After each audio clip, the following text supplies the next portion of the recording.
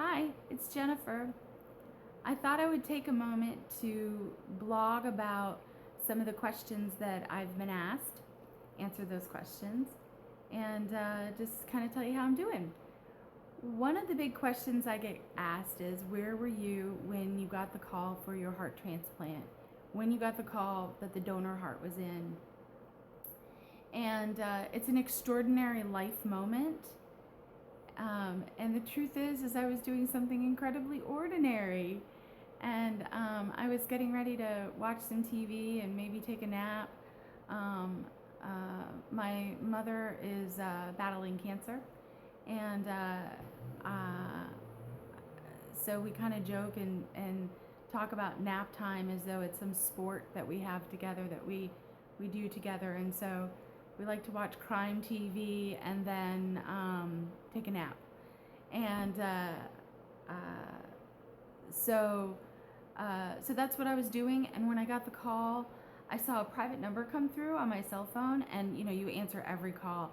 And I thought to myself, a private number, this is a big deal. Maybe no, because I had only been on the list for 3 months.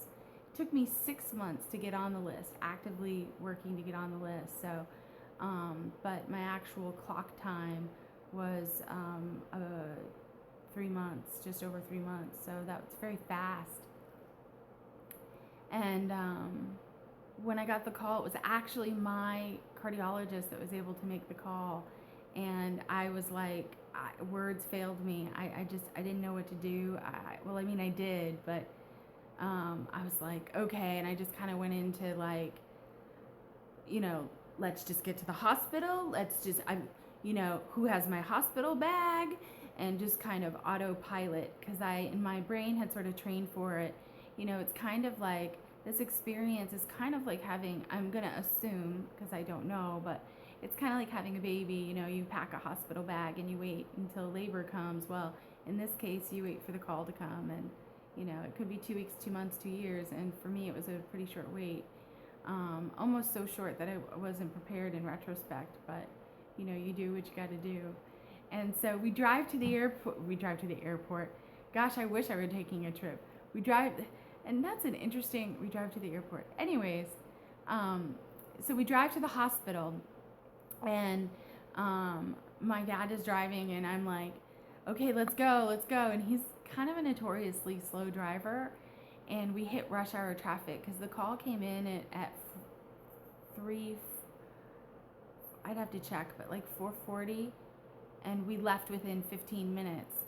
And and they said, it must have been 3:40 that the call came in, because we left within 15 minutes. And they said, if you get here before 5, come to admissions. And if you get here after 5, go to emergency room. Well, it just so happened we got there at 5 o'clock straight up. But anyways, we're driving, we hit rush hour.